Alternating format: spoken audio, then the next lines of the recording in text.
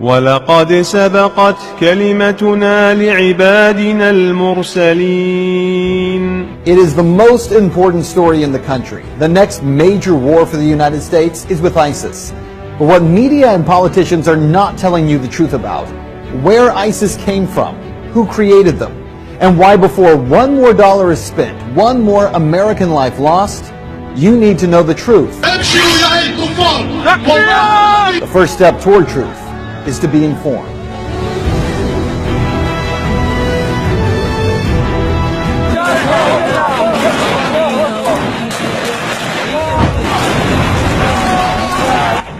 The name ISIS is one that every American knows by now. The biggest threat to our national security since Al-Qaeda, right? They are a brutal, savage group known for public beheadings and mass executions. They are the face of the new war on terror. Well, right now, the U.S. military is conducting airstrikes in Syria in a supposed attempt to take out ISIS targets.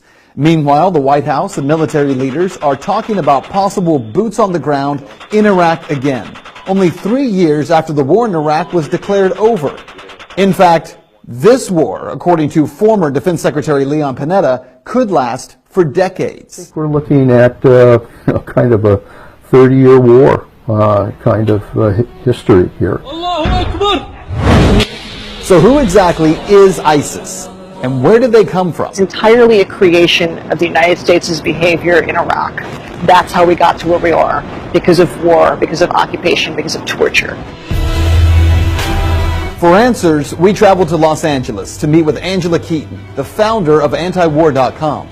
We destabilized and wrecked Iraq. I mean, it caused it to fail miserably, and that's entirely the responsibility of the United States government. There's no one else at fault there.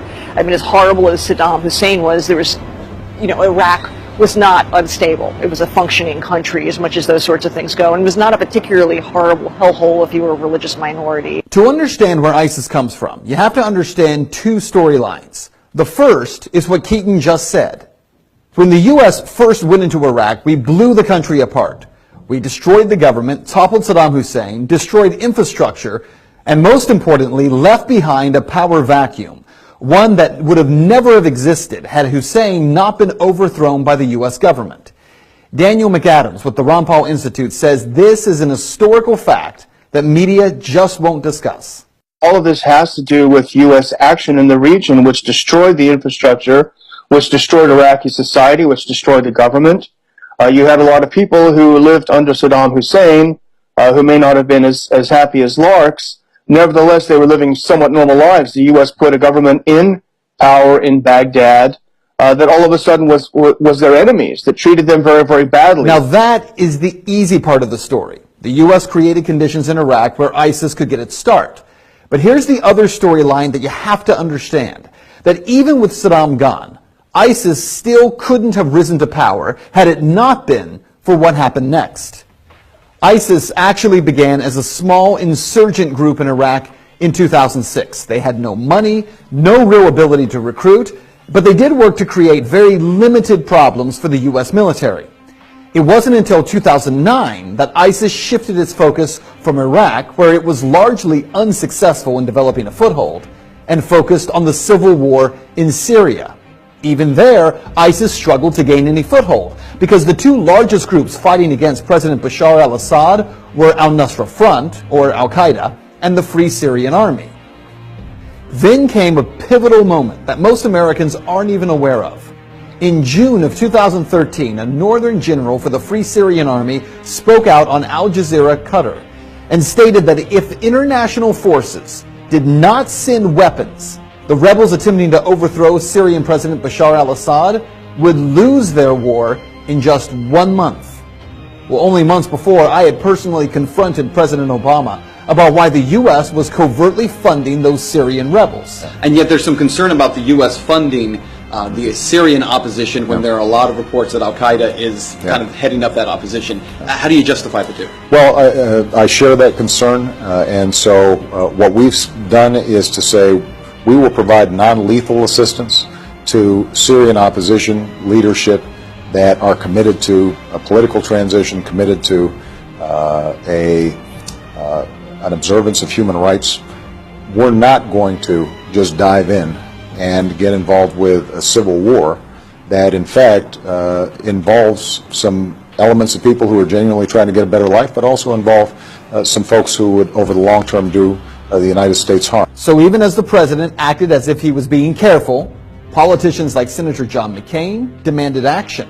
So it's a totally unfair and unbalanced fight.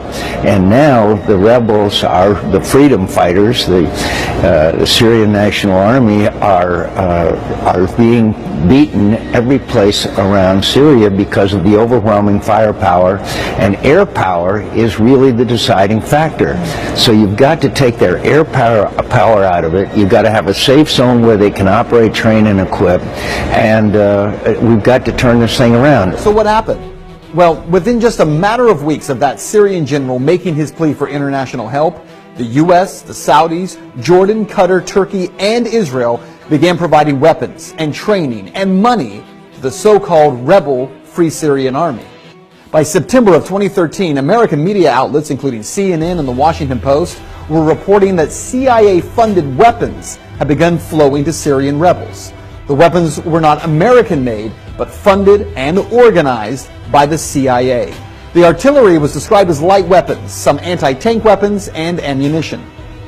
But where it all fell apart, weapons that the U.S. insisted would be used by freedom fighters would be in less than 1 year in the hands of ISIS fighters. So where were these fighters coming from? Actually, from the Free Syrian Army, the group that John McCain insisted would help the U.S. to overthrow Assad. That same group actually giving weapons, selling weapons, and sending fighters to join with this new group called the Islamic State. It was in June of 2014 when suddenly, after being a no-name group in Syria, that ISIS emerged, heavily armed and trained by U.S. and coalition special forces, making a dramatic entrance by crossing back over the Syrian border into Iraq, capturing Mosul and much of the northern part of the country. One of the most important facts that mainstream media ignores time and time again is that ISIS was able to grow so fast because of all the U.S. military equipment they were able to seize. Equipment that our military left in Iraq. Truckloads of Humvees, tanks, and weaponry that instead of taking or destroying, the U.S. government simply decided to leave behind. Even when the U.S. government knew that ISIS fighters were capturing that equipment, for crying out loud, these guys were posting pictures of themselves driving and standing on U.S. military equipment, making video of themselves with it. We did nothing. Why? How is it the U.S. had no idea that this threat was coming? How many billions did we spend? Maybe $100 billion on the total intelligence community budget over the year. How is it that they had no idea? How is it that if this was such a threat, as John McCain and Lindsey Graham are fond of reminding us, how is it that it was missed so unbelievably, so egregiously? Over the past few months, the U.S. government, who acted like they had never even heard of ISIS, suddenly, with the help of media, has turned the Islamic State into the new focus of the war on terror. Now, as ISIS has continued its rise, recruitment is exploding, and the group is becoming stunningly wealthy. ISIS is the best funded terrorist group in the world. They make I think it's $2 million a day selling oil, much of it to Turkey, interestingly enough.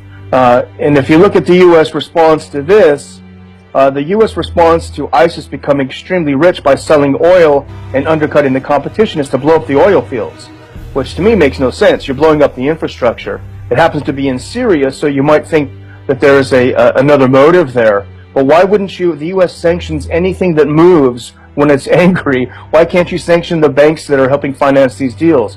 Why can't you sanction the oil companies that are participating in this? Why do you blow up the oil fields? It's a great question.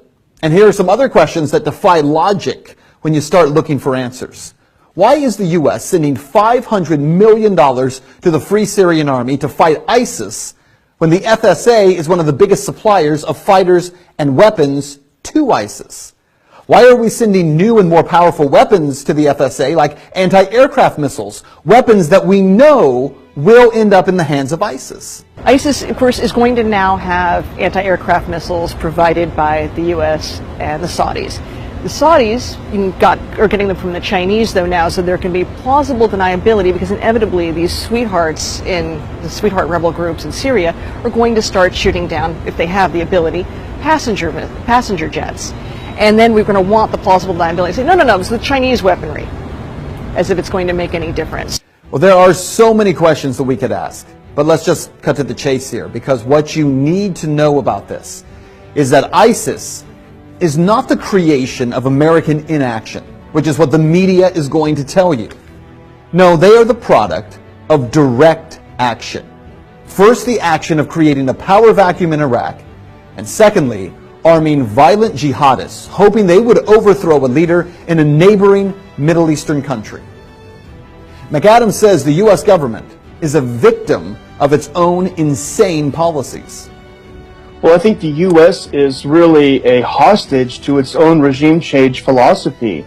The U.S. is very good at blowing things up and destroying societies, but it is very, very bad at putting them back together. Is that true? Well, you decide. Fact. Our government armed Osama bin Laden and the Mujahideen in Afghanistan and created Al-Qaeda. Fact. Our government helped supply Saddam Hussein chemical weapons for him to use against Iran in 1980, and then overthrew him in 2003. Fact. Our government trained rebel fighters in Syria who have become the group today known as ISIS, or the Islamic State. We have watched them commit every violent atrocity that you can imagine to people living in Iraq and Syria. And now we want American taxpayers to fund a 30-year war against them. No, it's not the U.S. government being held hostage by these crazy policies. It's the American people.